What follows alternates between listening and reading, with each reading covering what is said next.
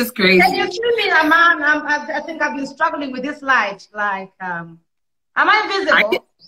Yes, you are visible and very beautiful. All right, thank you very much. And I can see our fans are already tuned in right now. And let me take the opportunity right now to introduce. First and foremost, I have much respect for my fans. I can see they are all, you're already at 4,000, you're already at 5,000. Oh my goodness, I don't know what to do with these guys. I don't know if they should play a little bit of music so they can call. I think mothers are still cooking. Fathers are getting into the packing. Yeah, and everything is just, I believe it's just moving so smooth. And on Facebook as well, we have 5,000 people already watching. Wonderful. Right? Passing over Lupita's. The problem is we can't join Facebook together, but I'll be passing over the love and they can hear you as well. Oh, so, thank you. You're welcome. Let me take the opportunity to introduce myself. My official name, my M-Pesa name is Esther Akothee. If you want to send me some money. I'm an entrepreneur. I'm the president of Single Mothers. I am a mother of 5 children, 3 girls and 2 boys. Yeah, I am that woman. I live my life one day at a time. And let me take the opportunity now to introduce Wakanda Forever. Lupita. I'll tell you about this Wakanda Forever one day. My children want me to go to the movie. I don't go to the movie because my English is, my fans understand. So let me take the opportunity to introduce the Kenyan's pride. You are our pride, and that is the truth. I learned about you from all kinds of positive energy, and my kinsmen take you personally. You know, but I don't want to mention, they'll say we are tribalistic, but we take you personally. The multi-award-winning Hollywood actress, an Oscar award-winning Wakanda Forever, Lupita Nyong'o Nyarseme Mbas Mama Dorothy, your mom is pretty. Mean counting. You have been excellent. Karibu sana, and that is our Sulwe. Oh, thank you so much for the warm welcome. You're most welcome. It is a pleasure to be doing this live with you. I learned about you from my mom. My mom met you at a function, and she was so disarmed by you and so just enthralled by you. I never heard her speak of another woman like that, and she just was so impressed with how honest you were and accessible and just real. And so she really had a crush on you, I would say. And so I was so intrigued, and I was like, oh my God, I really want to get to know this woman, this incredible woman who speaks her mind and stands up for what she believes and is also extremely generous. So thank you for the work you do. You're most welcome. Your mother is a beautiful soul. I first saw her when I had a function in Kisumu, and I saw this beautiful, well-composed lady, and she keeps time. Being the wife of a governor, she keeps time, and she's down to earth, and her skin, and her figure, she just and from then I dropped makeup, actually. And I was like, if I could age like her, I want to age like some fine wine. She changed my mindset. And the way she was just looking at me with love, and you would see the realness. Yeah. So a lot of courage. And also having seen you in person and met this completely down-to-earth person, and, it's even different from whatever we see on social media. I mean, like, you're completely a different person. And that also kept motivating me. And today, you see, like, the way I look. I know. You're glowing. Yeah, thank you. I just need, I take very little, I use very little on my skin because I already know I've already adjusted and I've already taken care of who I am, and I've accepted the person I am. And after meeting you and seeing what the kind of a person you are, with all these awards, with all these countries you've traveled, and the simplest person I've ever met, you know what, girl, I am fat. Oh, thank you very much. Second thing, we have 1,000 people. And Sorry? fans, yeah. Can you shout out some fans there on your side? Oh yeah, man. I mean, High Five Flames is in the house. Lucky Star 4050, hello. What's up, Pole? I don't know whether I'm saying that right. Thank you so much. The love is pouring in for sure. I haven't done very many of these lives, so it's a learning curve. You have to learn how to. I live on social media because I get paid for that, so I'm always live. I'm taking notes from you, Akothee. I'm definitely taking notes. Yeah, you have to, because this life, you know. And you know, like I wanted really, after I typed this book, Sulwe, which is the reason as to why we are here. You know, I'm like my mom. If I'm given a microphone, I was gonna end up I don't know where.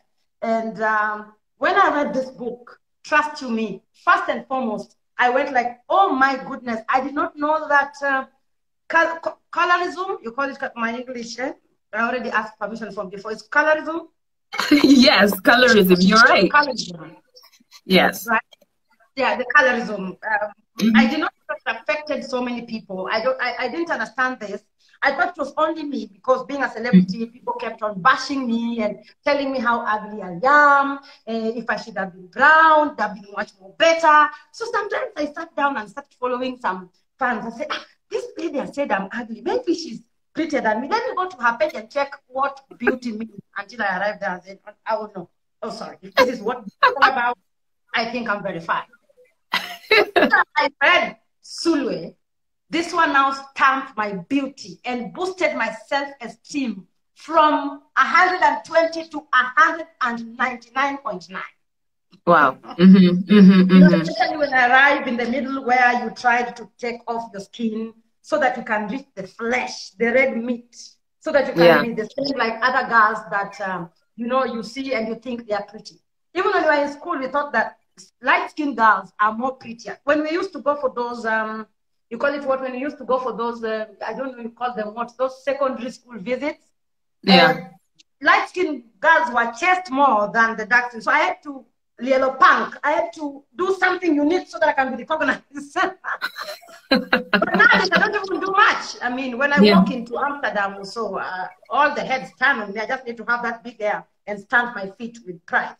So I would really take my opportunity, this opportunity to thank you for this book. When I read to my boys, Oyo, the younger one, is more social. I need some light. You have to switch on something. I need them to see my skin. Am I dark from your side? Is it dark? I mean, you're dark, but I can see you. Okay. You know, I can definitely see you. Yes. So when I read the book, you know, we came back from Kisumu and I was so tired. I was so tired. The boys were like, Mommy, you have to read the book. I want to know about Sulwe. I want to learn about Sulwe. I was so tired. You know, I was reading and I think, you know, I was always falling asleep and they kept on saying, please, you have to explain what Sulwe is all about. When I finished reading the book to Oyo, he went like, oh, I'm going to marry a dark girl. So he felt pity, like he did not know how much it affects someone when he's discriminated. You know, and the one Ojuang said, oh, from today henceforth, I will never discriminate anybody. So you see, it taught them something. And they were like, I want to come to Kenya more and hug the dark girls. Yeah. So I believe this book is a book that has to penetrate, and all mothers need to read the book for their children, because you can only build your child's self-esteem. The first words the child listens to are from their parents. And this book, first to me, it is a blessing. Not only for me, but to all the parents who have children, not only girls, but also men.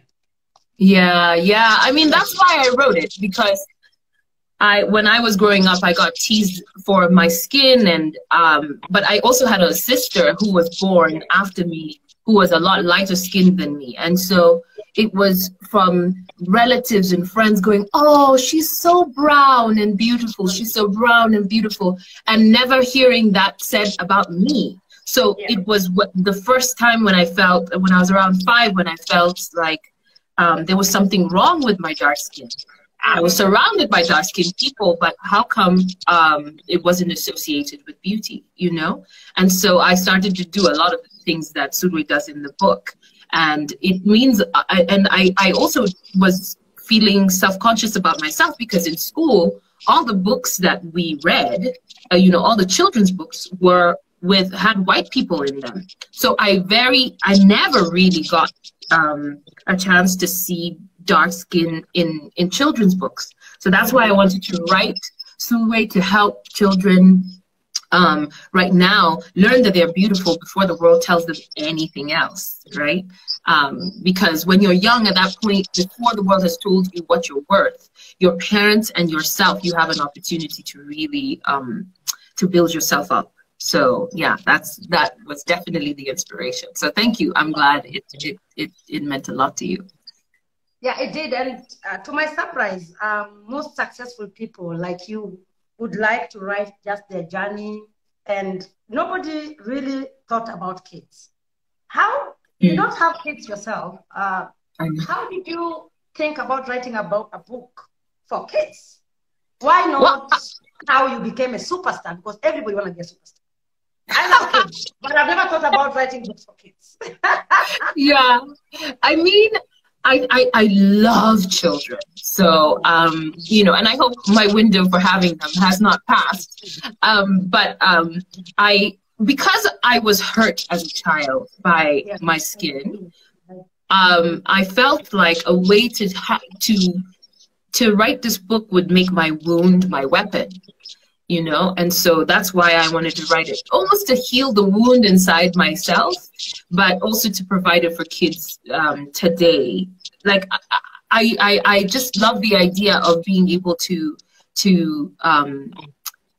influence how a child sees themselves, you know? So yeah, it was a gift to my past self and also to the present children. Wow. This is this book, like I told you before, you remember I told you that this book should be in schools, at least if not at home. And all the mothers who are tuned in, please make sure you buy this book and read it sentence after sentence, page after page, and trust you me, you're gonna be blessed. Yeah. So in Sulwe, the story shows how we can discover nourishment and fulfillment right inside of us. How did your personal experience influence Sulwe? Well, yeah, like I said, when I was younger, I remember trying. So I grew up, of course, in a Christian home, and I learned that God performs miracles. And so the miracle that I wanted was light skin. So I would go to bed every night and pray for light skin so that this God of miracles would perform it. And so I would wake up and I'd still be as dark as I was. And then I think, it's because I'm a sinner. So I would negotiate with God and say, okay, if I don't steal any more sugar, please make me light skinned. And I did this for a lot of time. And then after a while, I just thought, well, God really is not a God of miracles. You know, God does not know what he's doing, was what I thought after a while. Either that or I'm a terrible person and I'm going straight to hell. Now, I know both those things are not true. But it's these kinds of experiences, because you know, kids have wild imaginations, and kids can also be very literal. You tell them something and they're going to believe exactly that. So that's what was some of the stuff that informed what happened. About that, I think at one point people don't know that I tried to bleach. I tried to change my skin color. This one was, we were living in Nairobi. I was still married, and I used to go to church and see all these colored skin, light skin mothers. I didn't know that we were in Nairobi, where these are Bantus, you know, because the color of the skin is determined with adaptation features of surviving in this planet Earth. That's why Nilots, most of them are dark because there's too much sun. Right? So little did I know that my skin color is determined by the amount of melanin that